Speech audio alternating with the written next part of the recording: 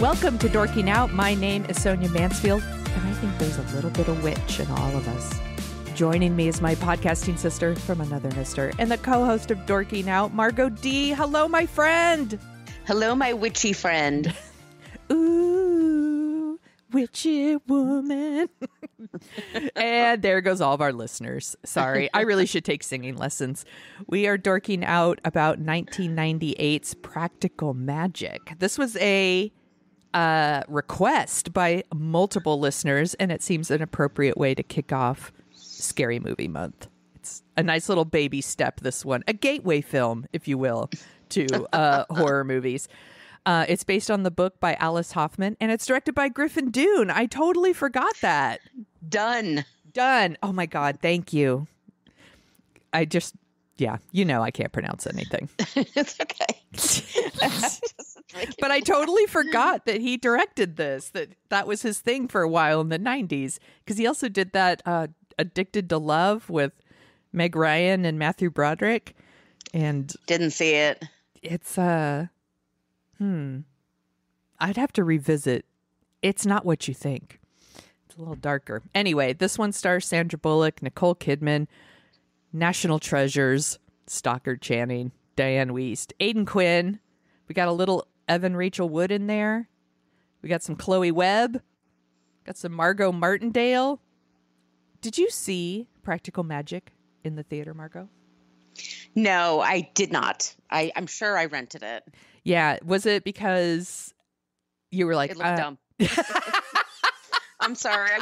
I think they used that Faith Hill song, in the commercials. Yeah. And they used that in all the commercials at the time, like all for the movie trailers. And it was like one of those songs, like, was a trigger for me. Like, this means it's not very good. Like Two Princes, Spin Doctors. Yeah, okay. It's like they're just using, I'm like, they're going. I think I like everybody in here. I like all of the women, and I like stories that feature around women. But this is definitely a man that directed it. Yeah, the Faith Hill song, the Two Princes by Spin Doctors, and also Semi-Charmed Life by Third Eye Blind were like songs that when used in trailers, you were like, this gives me pause. Yes, so I totally wonder. Yeah. I definitely saw this in the theater and remember the movie is kind of all over the place. I'm fine with that now, but at the time I was like, what does this movie want to be? Like, is it a drama? Is it supposed to be scary? Is it a rom-com? I wanted it to be more definitive of what kind of movie it was. But now, as an adult watching it on TV, I'm like, not that I was an adult when it just came out, by the way. I was like 28. I was definitely an adult. But like now, I'm like, I'm fine with that. I'm fine that it wants to be a little bit of everything. But at the time, I was like, this movie doesn't know what it is. And that was an issue for me back in the day. And critics didn't like this movie at all when it came out. Well, it doesn't know what it wants to be, and it's all over the place. I'm getting a feeling one way, and then they turn it on a dime. Yeah. And it feels like they got notes after it was filmed, after it was completed. And so they tried to mix things up. And I don't know. I get it's a little messy. It's a little all over the place. And I think a lot of times if Sandra Bullock's back is hurting her at the end of this, it's because she's carrying this film. 100%. And we have talked many a time about how much we love Sandra Bullock. We love her. We love her. Like, but after a while, she's always awesome. Okay. I'm like, okay, I get it. She's beautiful. She's great hair. Lovely maxi skirts. Oh my God. The hair. This is like a hair goal movie. Yes, for sure. The budget for the hair, for the glistening locks of both of them. Shiny. Not a split hair to be found. They're high cheekbones, and they're beautiful. Yes, and they're believable as sisters for sure. And I like watching them work together. Aidan Quinn is in this movie. I love Aidan Quinn. I felt like this second time. Like I said, it was all over the frickin' map. Yeah, for sure. But I think for some reason, in the theater where it's the only thing on your screen and you're super focused, it being all over the place was a problem for me. On this rewatch where I'm at home and I'm a little bit more comfortable with my feet up and I'm kind of fine with it. Like this, I think this movie's very watchable. And I know the movie's not even set during the fall, and it feels like a fall movie to me. So I find it very comfortable. Well, it is. I mean, it's very beautiful to look at. Yes. I want to live in this town. Yes. That they live in. I want that house. I want the house. Oh my, how much does that cost? Probably it's so much. So many, how many millions would that cost? I think the art direction is great. I think they all look great but I think some of the dialogue is really bad. Yeah. Yeah. You know, I agree with you, by the way. We have no choice here. This is the choice. Well, wait a second. Do you have a choice or do you not have a choice? There are definitely things that are like confusing to me on this rewatch. Like there's this family curse, supposedly. This curse in which if the women fall in love and with a man, that man will inevitably die. This like clicking beetle thing will happen. And, you know, the aunts, Stalker Channy, Diane Weiss, they cast this spell on Sandra Bullock. She meets Mark Bernstein? I forget how, you know, I'm not going to pronounce it right. Doesn't matter. And he's cute. He's very cute. And they have the big kiss to the Faith Hill song, and like everyone's like, aw. And then he dies because she actually really fell in love with him. Right. And they had 2 kids. Yeah. And they've been together for 3 years, and they're all of a sudden it's like this kiss, and then it goes right into Nick Drake, and then there's a black dog. I'm like, oh shit, he's dead. Yeah. And you know, spoiler. Yeah. Spoiler for this movie that's you know, like 20 years old. Yeah. But yeah, then he dies, and I'm like, well, that's really fucking sad. And so there's this weird stuff where it's like, well, that shit's super sad and dark. The stuff with Nicole Kidman and her like evil lover, that shit's fucking dark. Yeah. But then there's this like weird comedy, like that's almost whimsical. And sometimes the score doesn't match, where like something should be spooky. Like they murder this evil boyfriend and bury him in the yard, and his like boots are like sticking out. And I'm like, I think that's kind of creepy. And the music's like, like, and I'm like, seems like a weird choice. They scrapped the original music. Yeah. From the soundtrack. And they had to put in Alan Silvestri at the very last minute, and it looks like it. Yeah, there's the music cues sometimes are just bizarre. So then Aidan Quinn shows up because he's investigating he's looking for this man, the man that they've murdered. Which, by the way, the guy was a fucking psycho, and it's like, he was a creep. Yeah, no love lost that this man is dead. But they took him back to their house to bury him. Not like they don't live with aunts that are witches and there might be some issue. Yeah. They don't just bury him in the woods. I mean, they right outside the window they could see every day. And keep the car that is his car. Yeah. You know, just sure. They don't make smart choices for sure. Like they've clearly never seen an episode of CSI. There is no choice, Sonia. There was no choice. There's only one choice. There is no choice. Yeah. There's just one choice. So Aidan Quinn shows up, and it turns out he's this like dream man that Sandra Bullock like cast a spell on when she was like a kid, right? She created this man in her head, and he turns out to be the man, and they're in love. I'm like, but doesn't this mean he's gonna die? Or somehow the spell broken and I missed it? Yeah. Oh, Max is very upset. My dog is very upset. He's like, how dare you? How dare you criticize practical magic? Very confused at the rules of this movie. I'm very confused. So what happened? Did you spray him? I did. I gave him a little squirt with the water, and he's like, brrr. He walked off. I find the rules in this movie very strange. I don't understand who really has powers and who doesn't. Mm-hmm. And also, it's very odd because Stalker Channing and Diane Weiss, they wear clothes from like the early 20th century. Like, are they really, really old? And they're old witches that are, I don't know. I found this movie more confusing. I mean, I wanted to like it more. Yeah. I like Aidan Quinn. Like I said, he's adorable. Everybody drink. They look great together, but there's just certain beats. It's, like Nicole Kidman is sexy. Sandra Bullock is very serious, but luminous. The kids are very adorable and recover the death of their father pretty quickly. That's the other thing. I'm like, what's the timeline on this movie? Because she's moving on to Aidan Quinn pretty fast, it seems. Yeah. So he's abusive.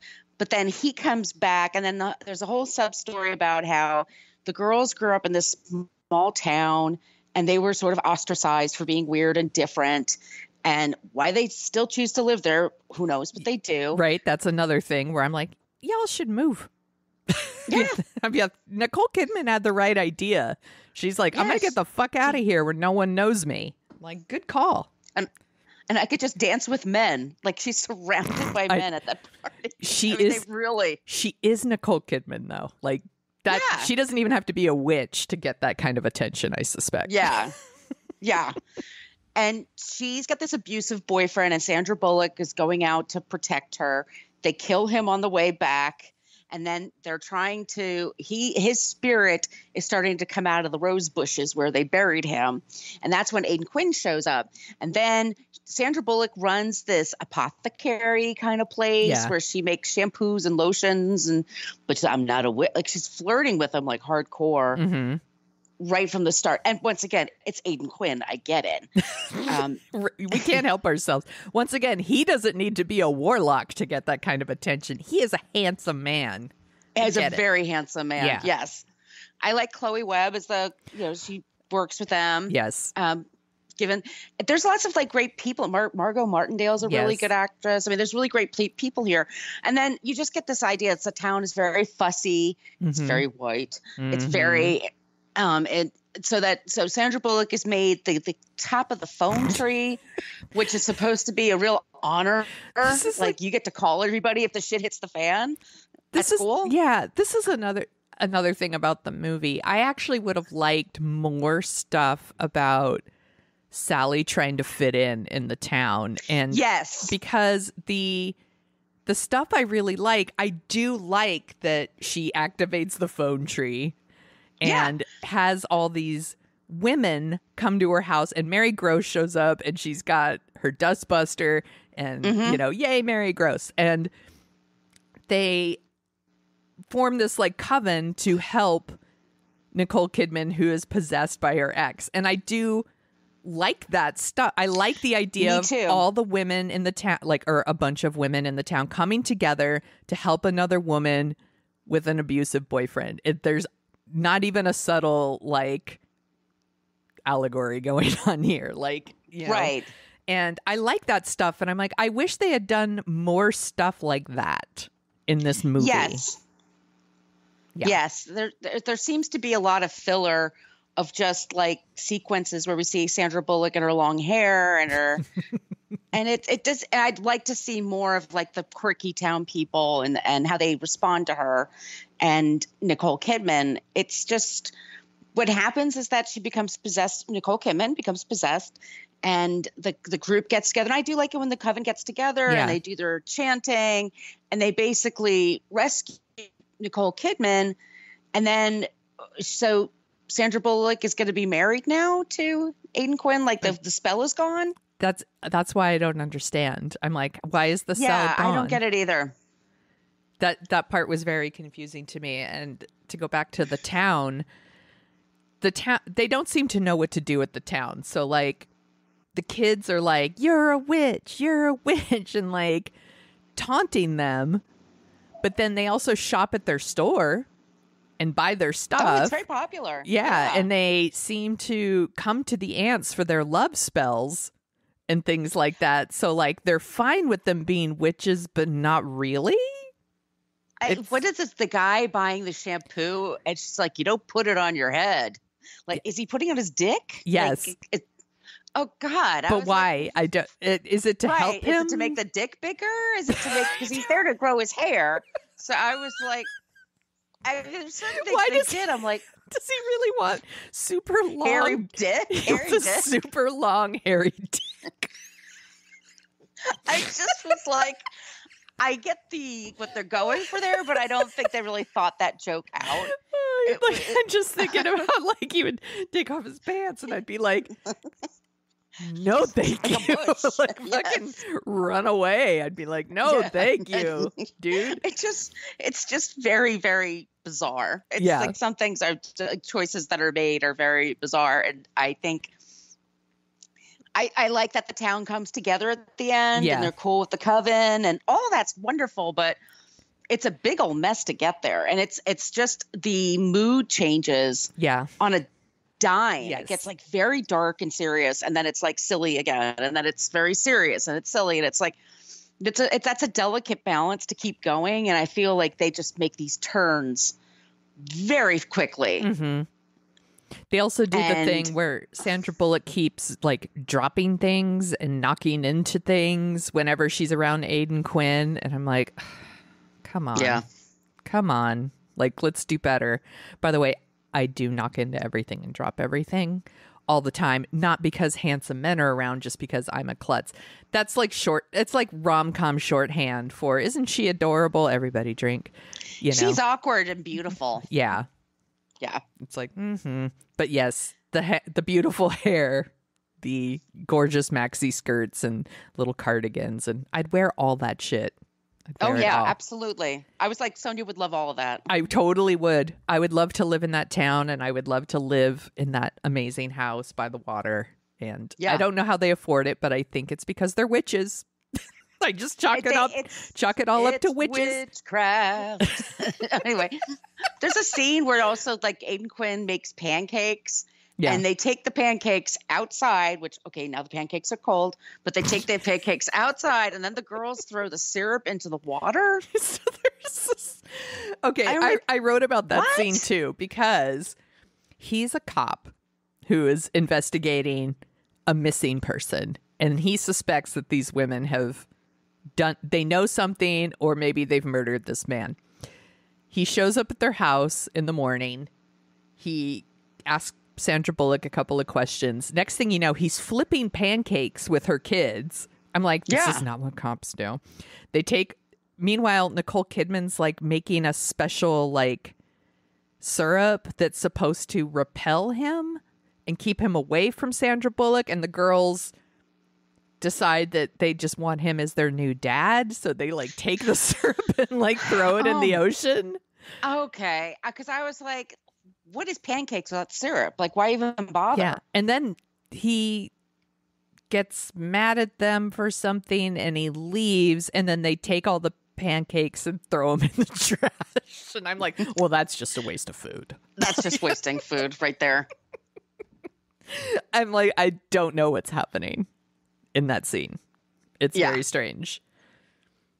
I'm like, but I still, like I said, I find this movie very comfortable and watchable, even though it doesn't make sense to me. But I think it's because it just looks so good. It looks great. Yeah. I wish it was more. Yeah. And I understand there's a group of people who grew up watching this, like people who are a little younger than us, just a little, who love this movie, and like it clicks with them. And there are things in it that I can see like people would attach themselves to, like the power, like, you know, the sisters have a very strong bond and they support each other no matter what. They do get into a fight. It's pretty dumb. It doesn't last. Like the idea of like reaching out to other women to like confront your demons, it's pretty spelled out. I understand why people like it. It's the same reason, like around the same time, people love Charmed and Buffy the Vampire Slayer and all, you know, kind of supernatural girl power stuff. I'm like, yeah, I get it. You know, the movie has like a 22% on Rotten Tomatoes, but it has That's unfair. But it has a 73% audience score. Like people who see the movie really they like it and critics hate it. And I'm like, I could see why critics hate it. I can, but I don't hate it. I don't hate it either. I just wish it were better. Yeah. I just wish it were a little bit better. I think it's almost there for me, but I think it's a mess ultimately. If I were like 12 or something and I grew up with it, it would be one of my favorites for sure. And I love, like I said, I love how they look, and I like the overall atmosphere. But it's all. What can I say? It's all over the place. What do you think about the midnight margarita scene where they're all dancing around drinking margaritas? This is one of the trivia things. It's like, they were really drunk. I'm like, yeah, they look it. It feels, by the way, I'm like, sure, everybody drank. The scene's adorable. But like, also it's, I don't know, it's something that doesn't go anywhere. It's just is that their coven? It's like a coven thing. It's like a witch thing, I guess. It's movies had this for a while. Like in the late 90s, early 2000s. Remember Stepmom? Like all these movies. Oh, yes. Had a scene where somebody grabbed a hairbrush and started singing, and then everybody joined in. My Best Friend's Wedding. Yes. There's all everybody all of a sudden is like, it's a part where everybody just sings out loud and dances. And it's like, yeah, people do that, but do I want to watch it?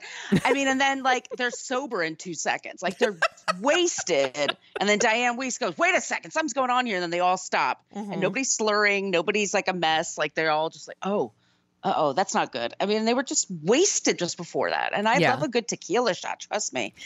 And I don't do that anymore. I used to. Tequila used to be my jam.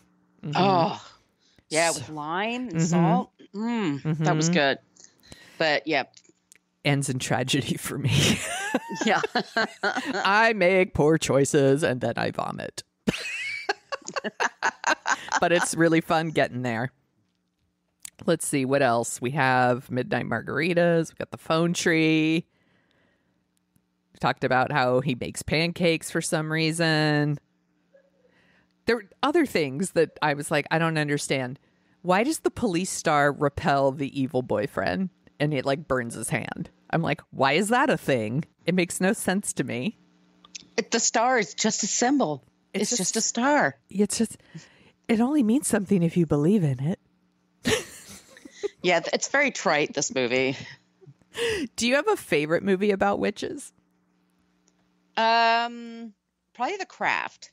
Yeah, we did The Craft last year. We did The Craft. That's a really good movie. That one fucking holds up. That fucking holds up, yes. I really like that one. I also really love, the last couple years in October, I've been watching The Love Witch. I think it came out in 2008, and it looks really old school. It stars Samantha Ronson. It's just something about, once again, there's something about the look of it that it just fucking clicks for me. I love that one. But The Craft is dope. I love The Craft. Yeah, that's my favorite. I liked Bewitched when I was a little kid. Yeah. I liked the TV show. They had the runs. I thought that was special. Yeah, and witches aren't normally my thing though. Yeah, I do like witches, and I watched all of Buffy, and I watched Charmed, not consistently, but I watched it sometimes because I do like that stuff. You know, I've got sage here in the house. I burned some sage. I'm a little witchy, maybe. I've been burning like a Stevie Nicks way. Yeah, I've been burning it a lot lately. Let me just say. Do you have some like go-to October movies? I probably ask you this every year, but tell me again.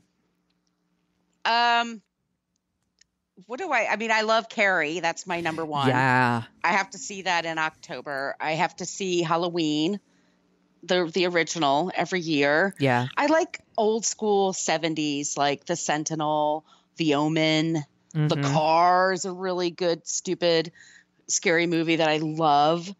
I like stuff like that. Yeah. We haven't done Carrie yet. Oh, we should definitely do Carrie. Why have we not done Carrie? I'm in on Carrie. I'm a completist. I'll see any version. I'm writing that shit down. Yeah. I'm like, I'm like, I love Carrie, and it's been a while, so I'm in. I don't know why we haven't done that one. Yeah. I'm like, what are my go-to Octobers? Oh, I've been watching, I think I'm going to try to watch a whole bunch of Halloweens. Oh, right. You were saying that when we were in Chicago. When we were together in person, remember? That was amazing. Yeah, so last year I watched the original 2 and 3. So this year I'm like, well, I'll just start with 4. So I watched 4 last night, and I'm going to see how many I can get through before the new Halloween opens. When does the new Halloween open? I think it's like the 15th. Oh, okay. Another one with Jamie Lee Curtis. I think it's called Halloween Kills. And I'm like, I'll see that. And Kyle Richards is in there for the first time. Oh, really? 1978, yeah. I did not know that. I learned something today. We also, other like October favorites. I love Poltergeist. We've already done an episode on that. It's one of my faves. I super love Poltergeist. And because I'm divorcing, and this is not a surprise to anyone who's been listening for a while, I'm looking for new October traditions, because I was watching like a lot of Vincent Price in October, and I do love Vincent Price, and I'm like, but I need to mix it up. So we forgot to mention, we met up with F This Movie in Chicago. And we were at JB and Jan's house. Oh my gosh, it was so fun. It was like a dream. We watched Shudder. It was amazing. Yeah, we watched the Elvira special together, and just to see them in person and meet them in person after, I feel like I've been talking to them for years through like text and social media, and like, of course, Adam and Patrick and Erica, they've all been on the show. Yes. And to see them in person and like hug the shit out of them, it meant so much. And we watched The House on Haunted Hill. Yes, which I love. I do love, and will still watch, but I need new traditions. So maybe I'll put Carrie in there as one of my new traditions. For me, that's Halloween. Yeah, I could see that. Like I am enjoying my Halloween's rewatches. I think I just like Michael Myers movies. I don't know. He's scary. He is creepy. Do you want to talk about the soundtrack at all? Do you have thoughts and feelings about, other than the Faith Hill song? Do you like the Stevie Nicks song? I imagine you do. It's okay. I think it's an okay soundtrack. There's this band called Brand Van 3000. They're a Canadian band. Yeah. And they had a hit song, and it's on the soundtrack. And that always makes me think of my friend Jill, who's like had this big poster of Brand Van 3000 in her cubicle. Nick Drake is in there, and that was like this Nick Drake revival that was going on at the time. There's, if you ever did believe, that's the Stevie Nicks one, and then there's the Marvin Gaye one, You Got to Give It Up, Part 1, which is not Dance Sequence. Coconut by Harry Nilsson. Right. Dance Sequence. Okay, you want to hear something witchy that just happened? Yeah. For some reason in my office, it's playing music. Oh, maybe you're like the Amazon is on. Yeah, I don't know why. Maybe it heard me talking about Stevie Nicks. Maybe I know it's playing Elton John. I'm not kidding you. Sad songs say so much. Elton John's a witch. Yes, he's a warlock. Oh my gosh. I'm like, I don't know if I have much else to say about this movie. I have nothing else to say. I know. I have nothing more. That's it. I know. Like, I clearly liked it more than you, but like I said, I think it's super watchable. Would you like to hear some of the other movies that came out the same month as Practical Magic? So this would have been October 1998. Night at the Roxbury. Okay. Yeah, I'm like, no. Richard Grieco is in there. Is he? Oh my gosh. Yes. I saw it. I saw this in the theater, and I was like, that's enough of that. What Dreams May Come, Robin Williams. The movie's sad as fuck, by the way. Yeah, I think it's one of the, Yeah, no. You don't need to revisit this one. This one's good. Rushmore. Rushmore is one of my favorite movies of all time. I didn't know that. I loved that movie. I saw this movie 3 times in a movie theater in New York when there's no half-price matinee. It is expensive. I love this so much. I was obsessed with the soundtrack. I can watch this movie anytime. It's my favorite Wes Anderson by far. I did not know that. I do love Rushmore. I saved Latin. What did you do? So good. Bride of Chucky? Nope. Nope. Happiness? Nope. That movie's fucked up. No. Yeah. People told me about that, and I was like, no. Apt Pupil? No. No. We talked about Get this a one. child molester. Yeah. No. We talked about that one, and what a creep, by the way. We talked about Brian Singer. Singer. Yeah. Life is Beautiful. Roberto Oh. Bernardini. Oh, is that the Damn it. Italian? Yeah. Movie. The Nazi thing? Yeah. I'm like, No, thank you. no. Here's a good one. Pleasantville. Nope. You don't like Pleasantville? Oh my gosh, I like Pleasantville. How about American History X? Nope. I don't like anything. I'm sorry. I have I'm 2 not more really for you. Living Out Loud. I don't know it. Okay, that one is Holly Hunter and Queen Latifah. I love them both, but I don't know this. And then I don't know her. I don't know her. And then the last one is John Carpenter's Vampires.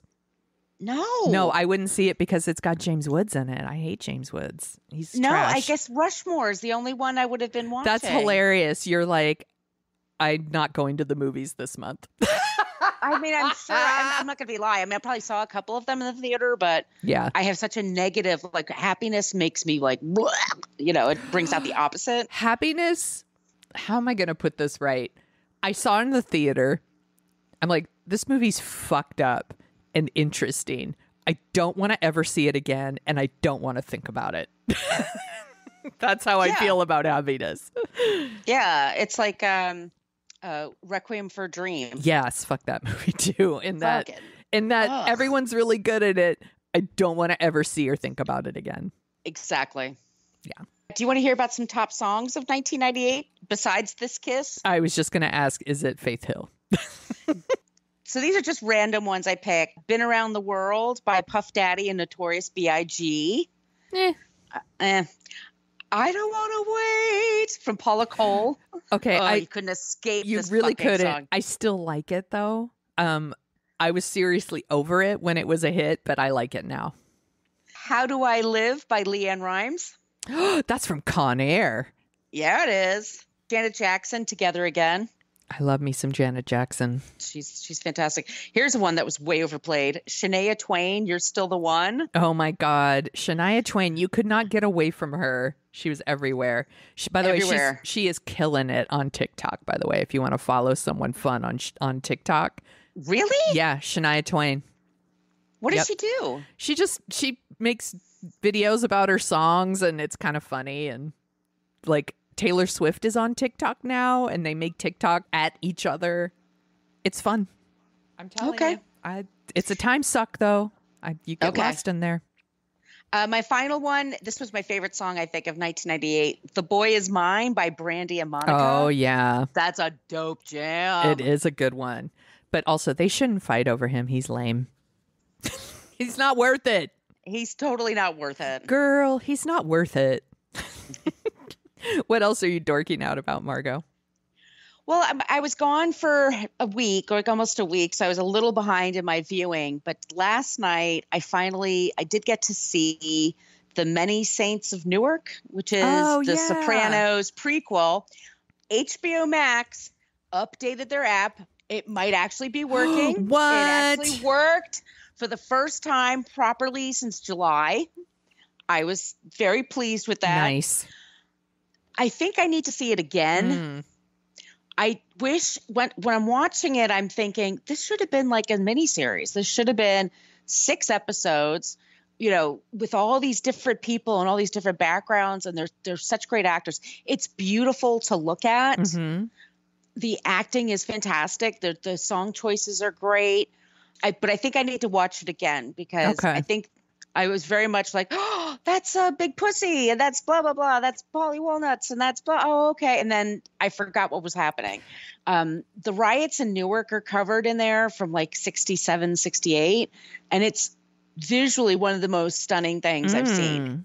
Okay. And I wish it's got there's this whole thing with Vera Farmiga playing Tony's mother, and she looks more like Carmela to me. Interesting. Okay. But it's good. James Gandolfini's son plays Tony as a young man, and he's fantastic. Gosh. He's really, really good. That might hurt my heart a little bit, actually. It does. Like, he makes certain expressions sometimes. He has his dad's smile. Oh. Yeah. Oh, that one hurt. Yeah, that sorry. one hurt. No, that's okay. I'm kind of, when I heard it was a movie, I was surprised. Like, because it felt like that would be like a really good limited series. I'm a little surprised they didn't go that route, but whatever. It's fine. Yeah. I'm definitely going to watch it. It's on my list. I just haven't checked it out yet, but tell me how it is after your second viewing. I want to hear what you think after you watch it a second time. I have been watching a lot of Netflix lately, so The Great British Baking Show is back, by the way. I can't wait. It's on my list. I'm going to watch it tonight. It's my favorite. Everybody knows this about me, and it's just, I still fucking love that show. I love it. It comforts me. I want to watch it forever. I want it to never end. They're so good at casting that show. That's what it is. Like, they pick really great bakers. Like, and I don't mean like, oh, they're amazing bakers, although they're all amazing bakers. Like, they're fun, interesting people with lovely personalities. And I love The Great British Baking Show. And then on the flip side, I watched the new Mike Flanagan miniseries Midnight Mass, and it's really, really good. It's really, really fucked up, and I felt like it needed some serious trigger warnings. There's, I'm not going to spoil anything for people, but there are some dead animals. It's like a reoccurring thing of dead animals, and there's also some Jonestown vibes, I'll say, that hit me in a wrong spot. Ooh. Like, in a bad spot. That shit really upsets me, and it's supposed to, by the way. They're not playing it for laughs or something. Like, it's supposed to hit you in a fucked up way. That stuff was hard. I'll just say that stuff was hard, but it's really, really good. It stars Katie Siegel, who was in House on Haunted Hill, the miniseries, and I think she's really great in it. And it's got Zach Gilford. Did you ever watch Friday Night Lights at all? Long time ago, yeah. The TV show, I mean, not the movie. Mm-hmm. Yeah, and Zach Gilford played Matt Sorensen in it, and he's all grown up now. And he's really, really great. Henry Thomas is in there. Annabeth Gish. We love Annabeth Gish here at the podcast. She's in there. And then big shout out to Hamish Linklater, who plays this priest who comes to the island, and they all live on, I should say this, they all live on this like little island. There's like a population of like 127 people that live on this like fishing island. And let's just say like shit gets fucking bananas, and it has to do with like religion and faith, and it's creepy as fuck. And Hamish Linklater plays the priest who's like kind of leading all of this, and he's really, really great. Really great in this. It's spooky as fuck and disturbing. And if you like that shit, this is for you. Okay. But I will not recommend it to Margo. I think you will find it very, very upsetting. So do not watch it, Margo. Trust me. No, thank you. Thank you for that. I appreciate that. But if you liked things like House on Haunted Hill and House of Bly Manor, this is definitely in the spirit of that. It's dark and sad and creepy. And I did like it, but it's another one where I'm like, I'm not going to watch that shit again. Never. Like, I gotcha. Yeah.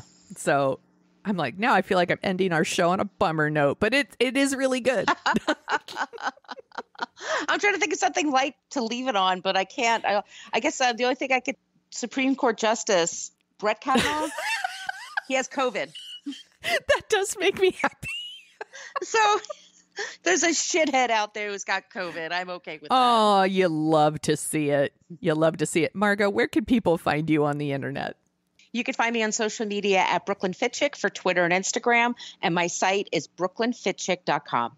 And if you like the sound of our voices, we also co-host a podcast called What a Creep, where we talk about creeps of the past and the present, and we end every episode with someone who is not a creep.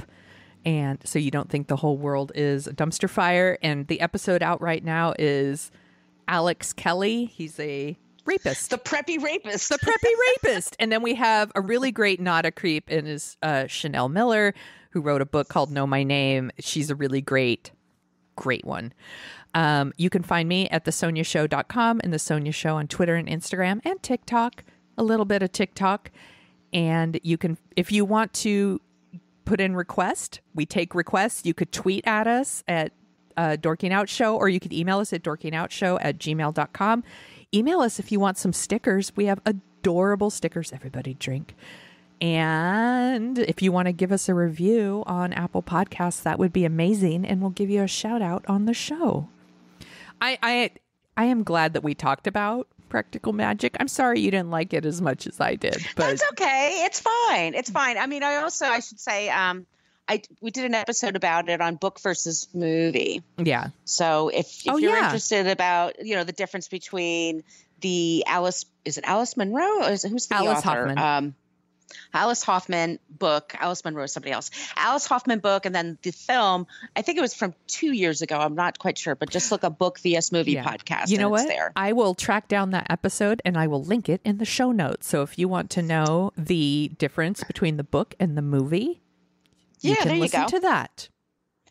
Yeah, I forgot to listen to it before this one. It's not that I forgot, it's that I ran out of time, but I will link it in the show notes for everybody. And that's perfect for everybody.